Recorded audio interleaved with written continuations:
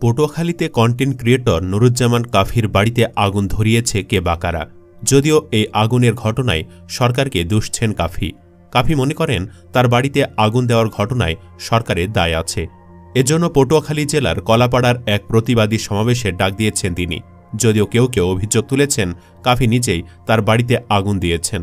শুরুর দিকে কাফি বেশ জনপ্রিয়তা পেয়েছিলেন, কিন্তু সম্প্রতি বইমেলায় কাফি সস্তার জনপ্রিয়তা পেতে হিরো আলমের পথে হাঁটেন। নারীদের সাথে ঢলাঢলি থেকে শুরু করে বইমেলার মতো স্থানে নারীদের হাত ধরাধরি করেন, যা নিয়ে চরম সমালোচনার মুখে পড়েছেন এই কন্টেন্ট ক্রিয়েটর।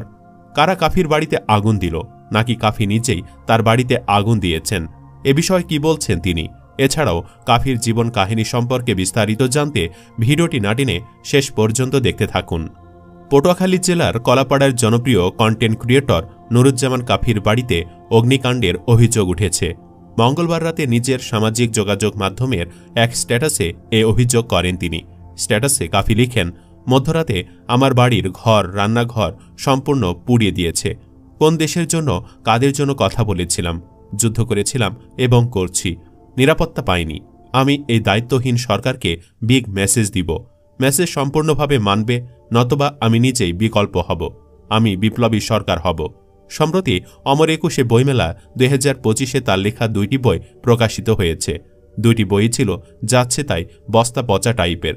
এসব বইকে ঘিরে কাফি নিয়মিত মেলায় উপস্থিত থাকলেও চরম আলোচনা সমালোচনার মুখে পড়েন।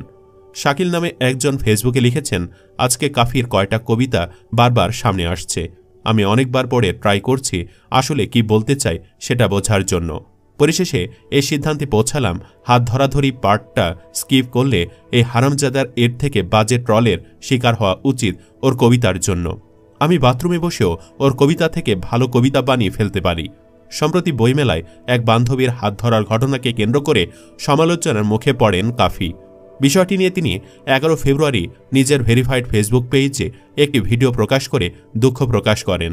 ভিডিওতে তিনি বলেন, আমার সঙ্গে অন্যায় করা হচ্ছে, যে যা পাচ্ছেন তাই নিয়ে সমালোচনা করছেন। একটা নাটকের ক্লিপ থেকে স্ক্রিনশট নিয়ে ভুল ব্যাখ্যা দেওয়া হচ্ছে। তিনি আরও বলেন, বইমেলায় এক বান্ধবীর হাত ধরেছি, সেটা নিয়ে এতদূর আসার কথা না, তবু আমি সরি বলেছি। এখনও বলছি, বইমেলার মতো একটা জায়গায় হাত ধরা ঠিক হয়নি। শুধু হাত ধরায় নয়, বইমেলায় অসংখ্য নারীদের সাথে তার ইফটিজিং আর ফ্লার্টিংয়ের ভিডিও ছড়িয়ে পড়েছে, যার জন্য কাফিকে নারীদের ট্যাগও নিতে হয়েছে। অনেকে মনে করছেন কাফি এমনিতে জনপ্রিয় ছিলেন, কেন যে তিনি নেগেটিভ মার্কেটিংয়ের পথে হাঁটলেন সে প্রশ্ন তুলেছেন কেউ কেউ। তবে আসলে কি কাফির উপর ক্ষিপ্ত হয়ে কেউ আগুন দিয়েছে, নাকি তার বাড়িতে লাগা আগুন কোনো দুর্ঘটনার ফলে হয়েছে, সে বিষয়ে এখনও কিছু জানা যায়নি। কেউ কেউ মনে করছেন আওয়ামী লীগের কেউ জল ঘোলা করার জন্যই কাফির বাড়িতে আগুন লাগিয়েছে।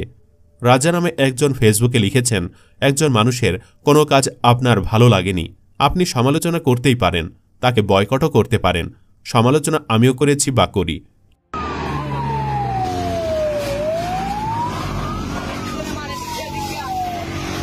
কিন্তু এভাবে বৃদ্ধ পিতামাতা, পরিবারের অন্য সদস্য, শিশু বসবাসরত একটি ঘরকে জ্বালিয়ে দিতে পারেন? জানি না ঘটনা কারা ঘটিয়েছে, কিন্তু খুবই মর্মাহত হলাম। দিন দিন মানুষ এত হিংস্র হয়ে যাচ্ছে।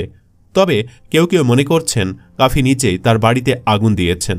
ইবনে শারুজি নামে একজন লিখেছেন, বরিশালের কন্টেন্ট ক্রিয়েটর কাফির বাড়িতে আগুন কারা লাগিয়েছে সেটা তদন্ত করে বের করা দরকার। এখানে কয়েকটি সম্ভাবনা রয়েছে। কাফি নিজের লোক দিয়েই আগুন দিয়েছে, হয়তো নতুন বাড়ি করবে, তার আগে মানুষের সিম্প্যাথি নিয়ে একটু খেলা করল। কন্টেন্ট ক্রিয়েটররা ভিউয়ের জন্য অনেক কিছুই করে। তাছাড়া ইদানিং মেয়েলি বিষয়ের কারণে কাফি যথেষ্ট সমালোচিত। সেখান থেকে একটু মুক্তি মিলতে পারে এই ঘটনার পর, অথবা এই আগুন ফ্যাসিবাদে দোসররা দিয়েছে। কাফি ফ্যাসিবাদের বিরুদ্ধে সরব ছিল। জুলাই আগস্টের আন্দোলনেও বরিশালে গুরুত্বপূর্ণ ভূমিকা পালন করছে।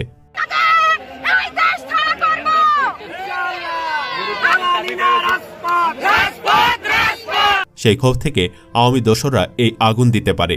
আগুন যে আওয়ামী লীগের দোসররা দিতে পারে, ফেসবুকে তারও কিছু প্রমাণ মিলেছে।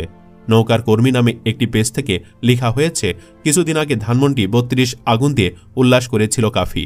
আলহামদুলিল্লাহ, আজকে কুত্তা কাফির বাড়িতে আগুন লেগেছে, এখন দেখ কেমন লাগে।